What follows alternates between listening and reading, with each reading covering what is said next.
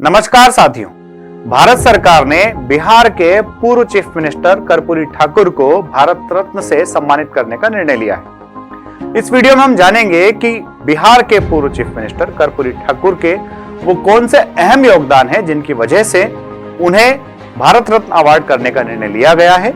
सबसे पहली बात तो एक बहुत ही प्रचलित किस्सा है कि बिहार में पटना में लोकनायक जयप्रकाश नारायण के बर्थडे का ऑर्गेनाइजेशन चल रहा था और उस ऑर्गेनाइजेशन में कर्पूरी बाबू फटे कुर्ते से ही चले गए। कर्पूरी बाबू का फटा कुर्ता देख करके उन्हीं के साथियों में से कुछ ने तुरंत चंदा इकट्ठा किया और चंदा कर्पूरी बाबू को दे दिया। कर्पूरी बाबू ने वो चंदा स्वीकार तो कर लिया, परंतु उस चंदे से उन्होंने कुर्ता नहीं सिलवाया। वो चंदा उन्होंने सीएम रिलीफ फंड के अंदर जमा करा दिया। तो कर्पूरी बाबू के जीवन के यह एक ही किस्सा नहीं है, ऐसे कई सारे किस्से हैं। दूसरा एक और बड़ा ही रोचक किस्सा है कि बिहार में राजनेताओं के लिए जमीन आवंटित करके उनके घर बनाने के लिए एक प्लानिंग हुई और कर्पूरी बाबू से जब जब कहा गया कि आप भी यहां जमीन आवंटित करवा लीजिए, अपना घर बना लीजिए, कर्पूरी बाबू हर बार हाथ जोड़ करके सिर्फ मना कर देते। उन्होंने राजनेताओं के लिए बनाई जा रही उस स्कीम में अपने घर के लिए जमीन स्वीकार नहीं की।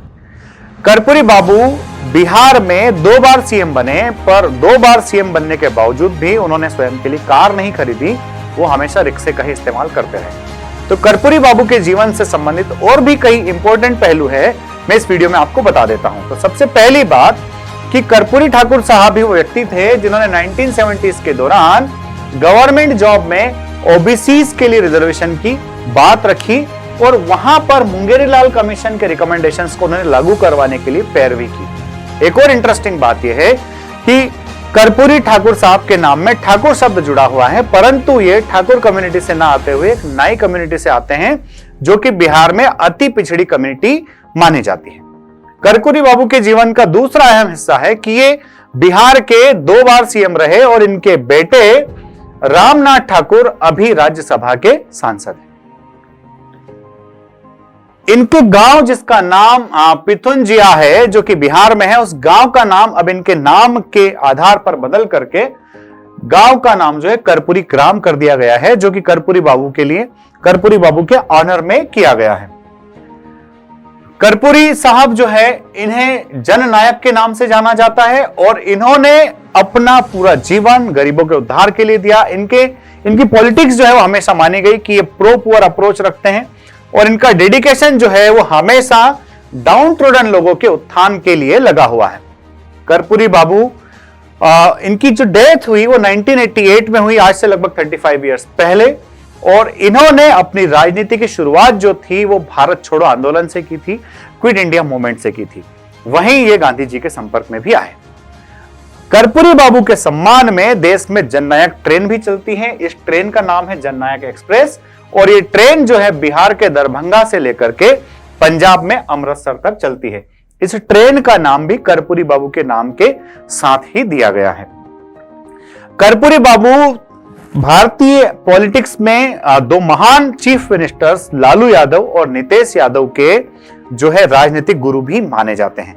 तो इससे समझ सकते हैं कर्पूरी बाबू का कितना महान ओहदा रहा होगा, कितना महान व्यक्तित्व रहा होगा। इन्होंने अपने चीफ मिनिस्टर रहते हुए ही बिहार के जो है सेकेंडरी बोर्ड से इंग्लिश सब्जेक्ट को रिमूव करवाया, क्योंकि कर्पूरी बाबू हमेशा चाहते थे कि पिछड़ा हुआ, अति पिछड़े हुए हिस्से से आने वाला बच्चा कहीं ना कहीं इंग्लिश में बहुत कमजोर होता है और इंग्लिश की वजह से अपनी पढ़ाई को बहुत अच्छे लेवल पर जाकर के नहीं कर पाता है। कर्पूरी बाबू ही एक ऐसे व्यक्ति थे जो कभी चुनाव नहीं हारे और बिहार में वो पहले डिप्टी चीफ मिनिस्टर बने और उसके बाद चीफ मिनिस्टर बने और बिहार के वो ऐसे पहले चीफ मिनिस्टर बने जो नॉन कांग्रेस अलायंस से मिलकर के बने थे। और सबसे इंपॉर्टेंट बात जो कर्पूरी बाबू के बारे में है कि ओबीसीज के लिए जो मंडल कमीशन बनाया गया, वो मंडल कमीशन के इंप्लीमेंटेशन का जो लागू करने का प्लान जो हुआ, जो मंडल कमीशन की सिफारिश से रिकमेंड हुई, कहीं ना कहीं कर्पूरी बाबू के रिकमेंडेशंस के आधार पर ही हुई। तो मेरे प्यारे बच्चों, एक ऐसे महान व्यक्तित्व जिन्होंने अपना पूरा जीवन इस देश के गरीबों के उत्थान में दे दिया, निश्चित तौर पर वह व्यक्तित्व भारत रत्न के सम्मान के लिए हकदार तो थे ही थे।